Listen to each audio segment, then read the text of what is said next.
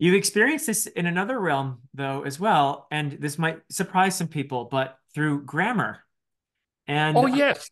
very interesting the experience of Uh, transcendence that you had well, when encountering the middle voice. Now, people who speak English should be familiar with active voice versus passive voice, but in some languages, like ancient Greek and in Sanskrit, there is a middle voice. Would you please explain how you arrived at a sense of transcendence through your engagement with the middle voice as you were translating the Bhagavad Gita? well, one of the things that's so interesting is my partner, Achan Tatsani, is a real scholar. She's a very, very gentle scholar. Uh, but when it comes to teaching, she can be really fierce, fierce as any tough sergeant. So when we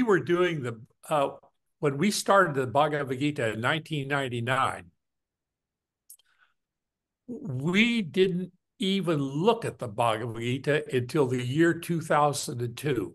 Because for 1902, I did nothing but grammatical exercises, vocabulary, etc.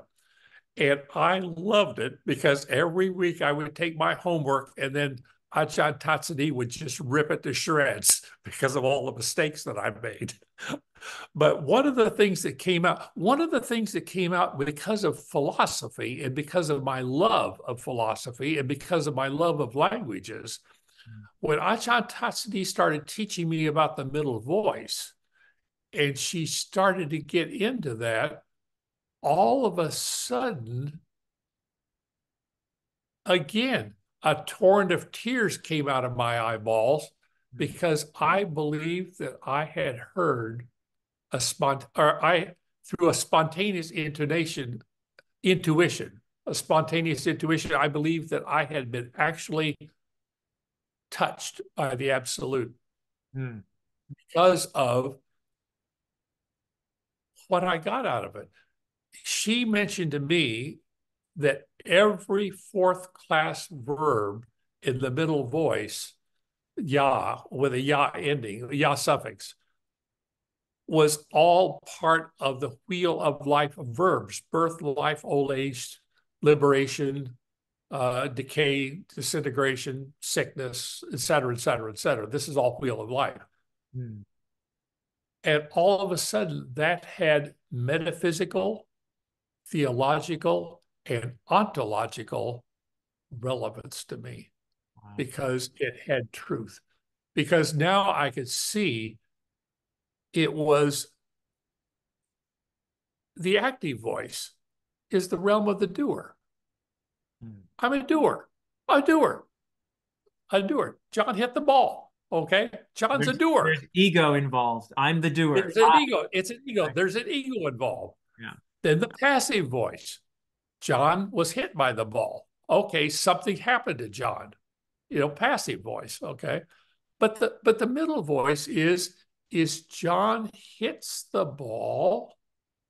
There is a result from that action, and that will come back on the doer. Uh-huh. And so, in other words, we're living in everything that we do, every word that we speak. As I look at you, as I talk to you, everything has cause and effect. We are having cause and effect on each other, and it's all coming back. It'll come back. It'll come back on us, kind of Yes. thing. And to me, this had real ontological significance. It really and truly did. So I just because we live in this world where we think we're doers, but we're not doers. Uh-huh. There is no ego. The ego is delusion, and this is Yeah. the essence of Maya. Yes. Yeah. all Maya. It's all Maya. That's exactly correct. You have it perfectly. But in this middle voice, you'll never find any writing on the middle voice. This is pure Ajahn Tatsani. Yeah. And she didn't even realize what she lives in this world. This Uh-huh. is her natural world.